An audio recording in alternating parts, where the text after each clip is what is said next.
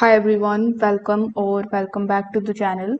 In today's quick video, I will show you step by step how to switch from Microsoft OneDrive to Google Drive in 2025 and how you can move all of your files without losing a thing.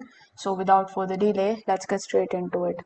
First of all, you need to open your web browser. Over here in the search bar, you need to simply search for onedrive.live.com. Once you search for it, you will be landed here on Microsoft OneDrive.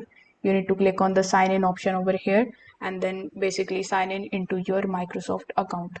Once you have done that, you need to select the folders and the files that you want to move and then click on the download option. So once you click on the download option, they will be saved in your computer as a zip file or any kind of regular folders. So if you have downloaded and it came in the zip file, you can anytime right click on that and you can extract it on your Windows or you can unzip in your Mac. So now your OneDrive files are ready to be uploaded in your Google Drive. So here you need to open a new tab and search for drive.google.com. Over here you need to basically sign in into your account. Now in order to upload that file or a folder, simply click on this new option. Over here you can either upload one single file. For that you can click on the file upload option, or you can also upload the entire folder. So here you can click on the folder option and then select any of the folders that is given over here, then click on the upload option.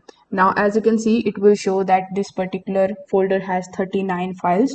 So if you want to upload it, simply click on the upload again and it will start to upload here in your Google Drive. Now you will have a lot of files. You can also install the Google Drive for desktop, so it will be very easy for you to do it. So open a new tab and search for Google Drive for desktop.